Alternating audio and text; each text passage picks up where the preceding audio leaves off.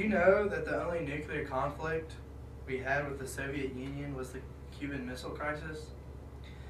John F. Kennedy didn't like to start war, but if he had to, then he would stand up for his country and defend the U.S. In the next few moments, I'd like to share with you the story of Kennedy's life and the major impact he had on the U.S., which is still relevant to this day. John F. Kennedy was very involved with his country while he was growing up. His early years were not as important as his later ones. John F. Kennedy was born in Brooklyn, Massachusetts on May 29, 1917.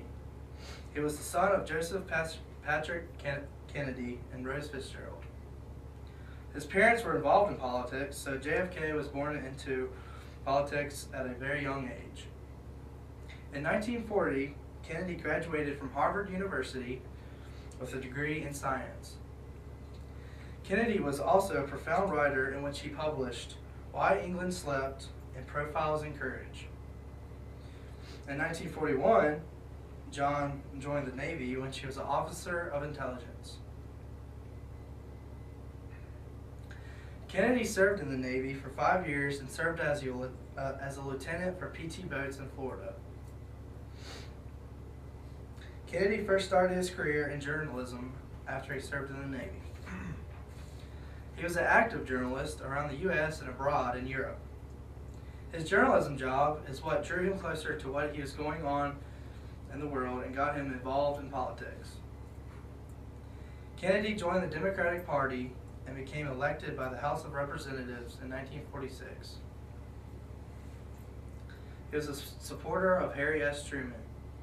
In Congress, he promoted social welfare and low-cost public housing. He also strongly favored foreign policy, in which he knew a lot about.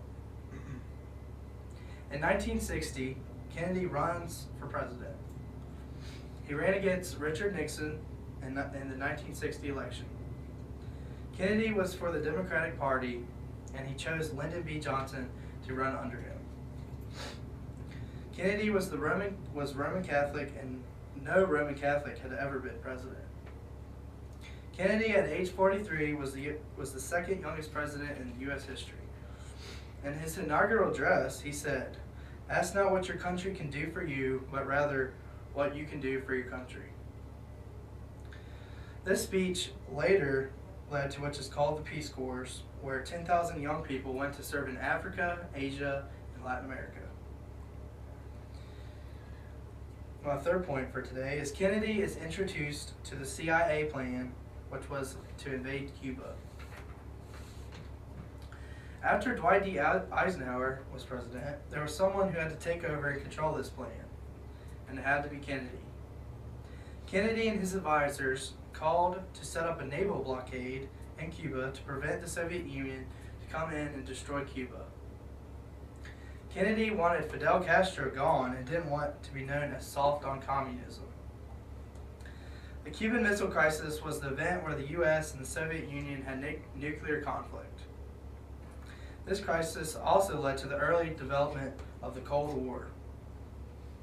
Kennedy strongly supported foreign policy and wanted many allies on his side, but if someone threatened the U.S., he would take action.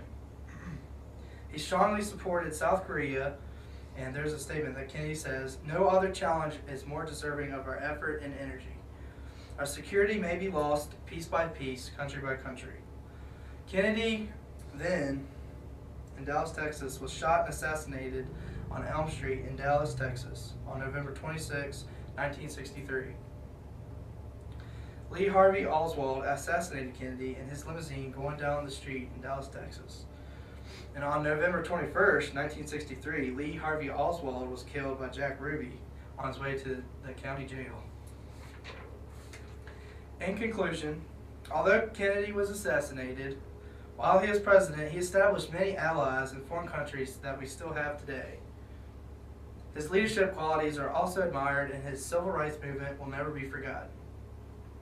Kennedy strongly supported his country throughout his life, even when he wasn't President of the United States.